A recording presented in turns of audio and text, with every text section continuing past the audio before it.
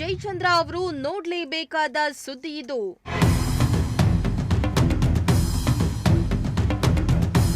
ಕಳಪೆಯಿಂದ ಶುದ್ಧ ಕುಡಿಯುವ ನೀರಿನ ಘಟಕದ ಟ್ಯಾಂಕ್ ಕುಸಿತ.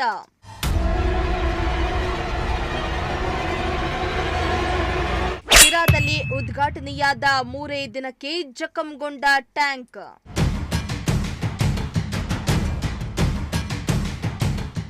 ಎಸ್, ಶಿರಾ ಶಾಸಕ ಟಿಬಿ ಜಯಚಂದ್ರ ಅವರೇ, ನೀವು ಒಮ್ಮೆ ಈ ಸುದ್ದಿಯನ್ನ ನೋಡಲೇಬೇಕು.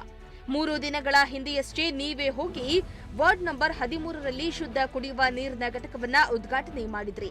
ಆದ್ರೆ ನೀವು ಉದ್ಘಾಟನೆ ಮಾಡಿ ಬಂದ 3ನೇ ದಿನಕ್ಕೆ ಶುದ್ಧ ಕುಡಿಯುವ ನೀರಿನ ಘಟಕ ಗುತ್ತಿಗೆದಾರನ ಕಳಪೆ ಕಾಮಗಾರಿಯಿಂದ ಟ್ಯಾಂಕ್ ಕುಸಿದು ಬಿದ್ದಿದ್ದು ಅಧಿಕಾರಿಗಳ ವಿರುದ್ಧ ಜನರು ಆಕ್ರೋಶ ಹೊರಹಾಕ್ತಿದ್ದಾರೆ.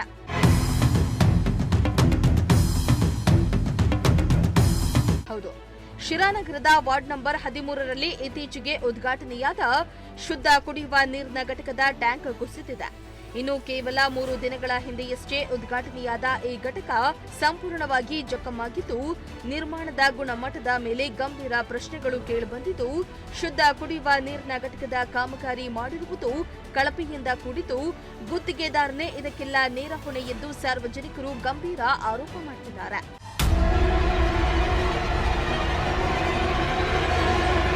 ಇನ್ನು ಕಳಪೆ ಕಾಮಗಾರಿಯಿಂದ ಫಿಲ್ಟರ್ ಟ್ಯಾಂಕ್ ಕೆಳಗೆ ಹಾಕಿದ್ದ ಟೈಲ್ಸ್ ಟ್ಯಾಂಕಿನ ಭಾರಕ್ಕೆ ಕುಸಿದು ಬಿದ್ದು ಅದಕ್ಕೆ ಜೋಡಿಸಲಾಗಿದ್ದ ಕಬ್ಬಿಣದ ಸ್ಟ್ಯಾಂಡ್ ಮುರಿದಿದೆ. ಇದರ ಪರಿಣಾಮ ಟ್ಯಾಂಕ್ ಸಂಪೂರ್ಣ ಜಖಂಗೊಂಡಿದೆ. ಇದರಿಂದ ಸ್ಥಳೀಯರು ಅಧಿಕಾರಿಗಳ ವಿರುದ್ಧ ಆಕ್ರೋಶ ವ್ಯಕ್ತಪಡಿಸಿದ್ದಾರೆ. ಸುಮಾರು ಲಕ್ಷಾಂತರ ರೂಪಾಯಿ ವೆಚ್ಚದಲ್ಲಿ ನಗರಸಭೆ ಯೋಜನೆ ಅಡಿಯಲ್ಲಿ ಈ ಘಟಕವನ್ನ ನಿರ್ಮಾಣ ಮಾಡಿದ್ರು. ಗುಣಮಟ್ಟದ ಪರಿಶೀಲನೆ ಸರಿಯಾಗಿ ನಡೆದಿಲ್ಲ ಎಂಬ ಆರೋಪ ಕೇಳಿಬಂದಿದೆ. ಯಾವತ್ತು ಓಪನ್ ಮಾಡಿದ್ದು? 3 ದಿನ ಆಯ್ತು. 3 ದಿನ ಆಯ್ತು. ಹೆಂಗೀಗ ಏನಾಯ್ತು ಅಂತ? ಸ್ಟ್ಯಾಂಡ್ ಕಟ್ಟಾಗಿ ಕೆಳಗಡೆ ಎಳೆ ಬಿಟ್ಬಿಟ್ರು. ಸರಿಯಾಗಿ ಬಂದ ಇದು ಮಾಡಿಲ್ಲ ಅಂತ? ಅಲ್ಲ, ಅದು ಸ್ಟ್ಯಾಂಡ್ ಸರಿಯಾಗಿ ವೆಲ್ಡಿಂಗ್ ಆಗಿಲ್ವೇನೋ, ಕುತ್ಕೊಬಿಟ್ಟದು. ಕುತ್ಕೊಬಿಟ್ಟು ಹಂಗೆ ವಾಲ್ಕಾಬಿಟ್ರು. ಇಲ್ಲೆಲ್ಲೂ ಹತ್ರದಾಗ ಇದಿಲ್ಲ, ಕುಡಿಯೋ ನೀರಿನ ಘಟಕ ಇಲ್ಲ? ಇದಾವೆ, 10 ಕಡೆ ಇದೆ. ಒಂದೇ 2 ಇದೆ ಈ ಏರಿಯಾಕ್ಕೆ ಇದೊಂದು. ಈಗ ಮುಂದೆ ಯಾವಾಗ ಹಿಂಗಾಗಿದ್ದು? ಬೆಳಿಗ್ಗೆ 8 ಗಂಟೆ. ಲೋಡ್ ಜಾಸ್ತಿ ಆಗೈತೆ. ಅದು ಸ್ಟ್ಯಾಂಡ್ ಕಟ್ಟಾಗಿತ್ತಲ್ಲ, ಹಂಗೆ ವಾಲ್ಕಾಬಿಟ್ರು. ಇನ್ನು ನಗರಸಭೆ ಸದಸ್ಯರನ್ನ ಈ ಸಮಸ್ಯೆಯ ಬಗ್ಗೆ ಕೇಳಿದ್ರೆ, ಈ ಘಟಕವನ್ನ ನನ್ನ ಸ್ವಂತ ಹಣದಲ್ಲಿ ಹಳೆಯ ಟ್ಯಾಂಕ್ ಬಳಸಿ ನಿರ್ಮಿಸಿದ್ದೇವೆ ಎಂತಾರೆ. ಅಲ್ಲದೆ ನಗರಸಭೆ ಮುಖ್ಯ ಇಂಜಿನಿಯರ್ ಅವರನ್ನ ಕೇಳಿದ್ರೆ, ಈ ಯೋಜನೆಗೆ ಅನುದಾನ ಇನ್ನೂ ಬಂದಿಲ್ಲ, ಅಧ್ಯಕ್ಷರು ತಮ್ಮ ಸ್ವಂತ ಹಣದಲ್ಲಿ ನಿರ್ಮಾಣ ಮಾಡಿದ್ದಾರೆ ಎಂದು ಹೇಳ್ತಿದ್ದಾರೆ.